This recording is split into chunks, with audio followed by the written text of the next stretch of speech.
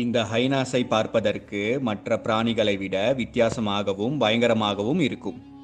உலகம் முழுவதும் மொத்தம் 4 வகையான கழுதை புலிகள் இருக்கின்றன.